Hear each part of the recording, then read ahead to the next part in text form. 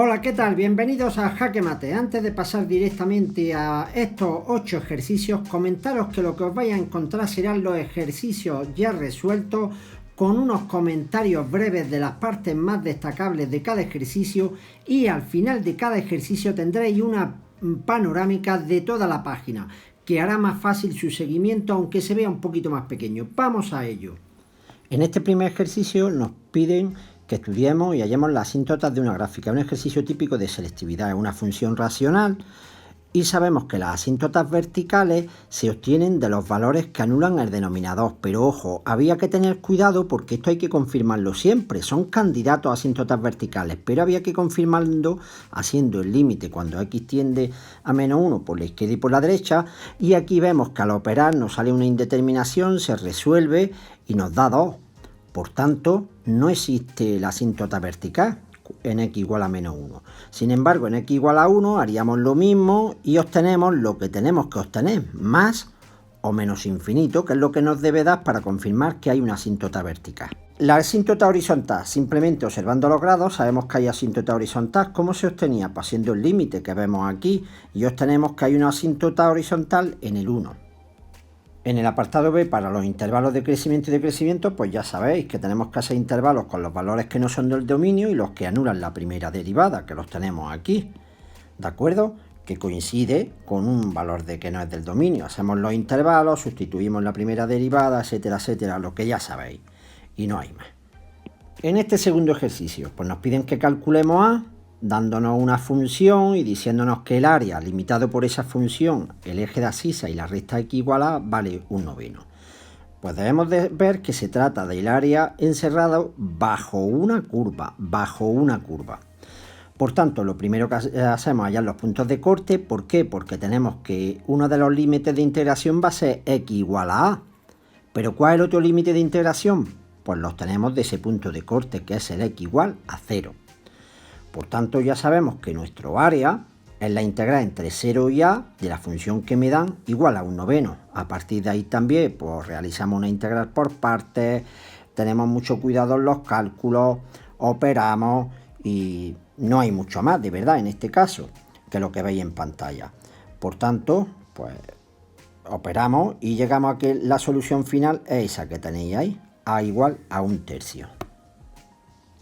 En este tercer ejercicio nos piden que estudiemos el rango según los valores de m.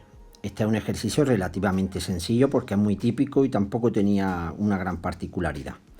Pues una de las formas de abordarlo es que hacemos el determinante de orden 3 y ya sabéis que el rango de una matriz coincide con su dimensión siempre que el valor del determinante sea diferente de 0.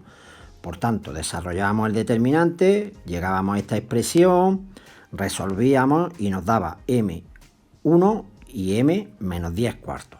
A partir de ahí, pues ya sabéis, distinguimos los casos. Tenemos un primer caso, si m es diferente de 1 y menos 10 cuartos, el determinante es diferente de 0 y por tanto el rango es 3. Si m es igual a 1, pues si m es igual a 1 o a menos 10 cuartos, ya sabemos que el rango es menor que 3. Como hay un determinante de orden 2 que no depende de m y es diferente de 0, podemos afirmar que el rango, en ese caso, es 2. Este apartado B sí era un poquito especial. Nos preguntaban, es lo primero que tenemos que saber, que lo que nos preguntaban era la inversa de 2020 por A. Y lo que debemos de saber o deducir, teniendo en cuenta la definición de inversa, ¿no? Que A por A elevado a menos 1 igual a identidad, se podría llegar a deducir, si no lo sabíamos, que la inversa de 2020 por A es igual a 1 partido 2020, da igual el número que fuera, ¿no? Por la inversa de A. Por tanto, llegada a esa situación, ya lo único que se trataba era de hallar la inversa. Eso lo sabéis, hay varios métodos, uno de ellos es este, con esta expresión matemática, sino Gauss-Jordan.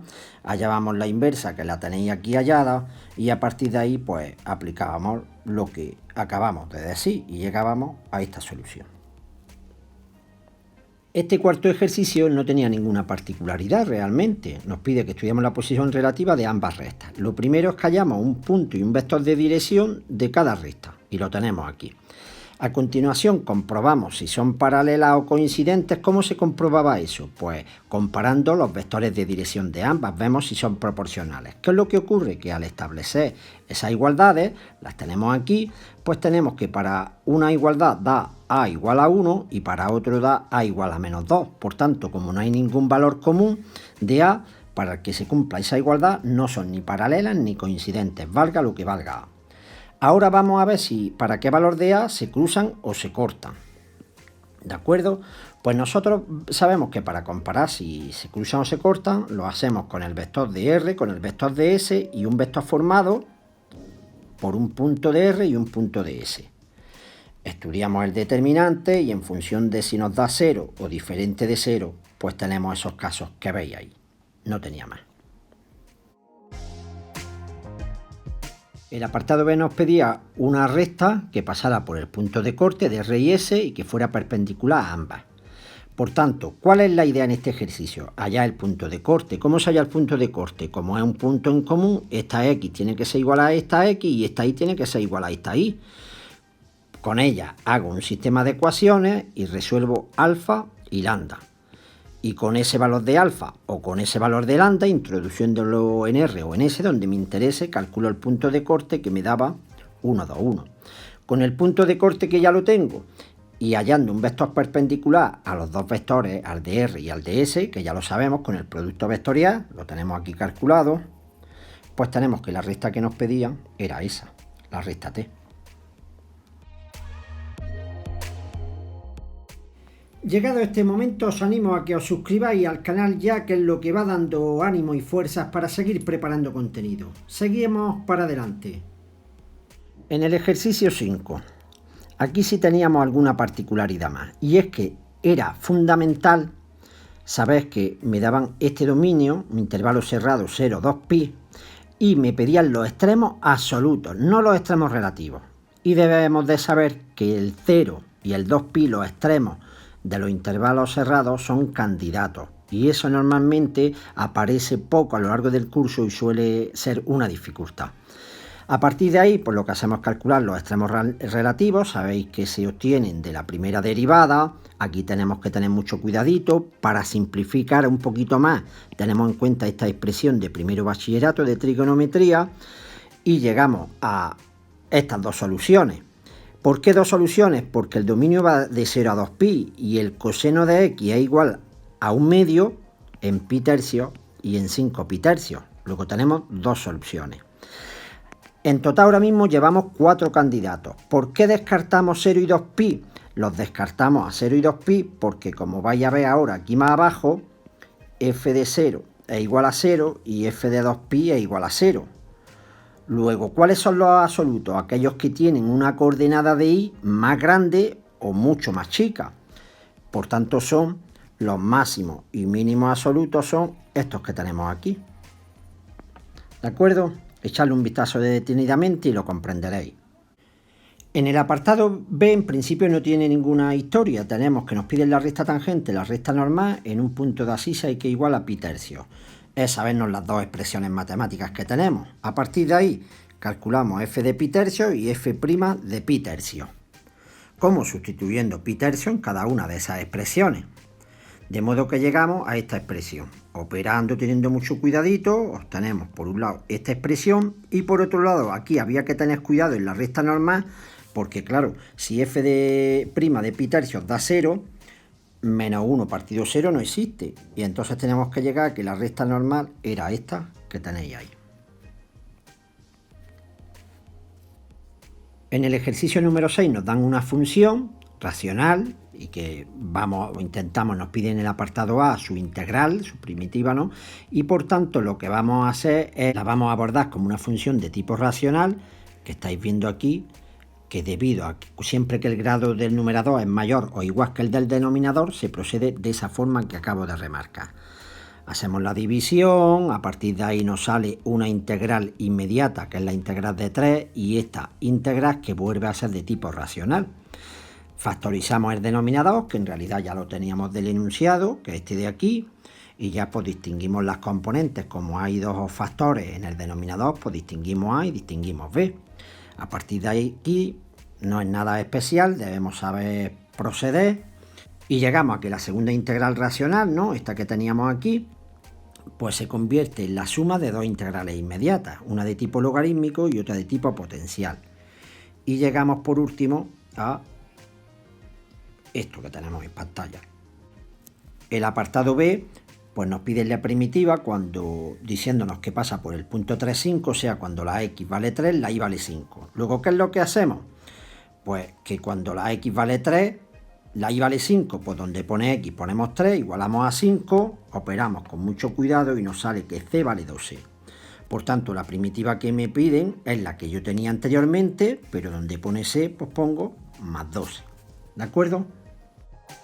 El ejercicio 7 vuelve a ser un ejercicio de álgebra, donde vuelve a ser un ejercicio más o menos típico de selectividad. Pues tenemos aquí que a por x igual a b, si lo queríamos operar, nos daba esto, ¿no?, operando por matrices. Y ahora, si era importante, tenemos nuestra matriz y distinguimos nuestra matriz de coeficientes para discutir el sistema y nuestra matriz ampliada, A y A asterisco. De modo que vamos a discutir el sistema teniendo en cuenta el teorema de Rouchet. ¿Eso qué quiere decir? Que vamos a estudiar el rango por determinantes. Yo estudio el rango de la matriz de coeficientes, que es esta que tenemos aquí, y da 0. ¿Eso qué quiere decir? Que sea cual sea el valor de A, el rango de esa matriz siempre va a ser menor que 3. Como hay un determinante de orden 2 diferente de 0, este que tenemos aquí, eso quiere decir que sea cual sea el valor de A, porque A no aparece por ningún sitio, el rango de A es 2.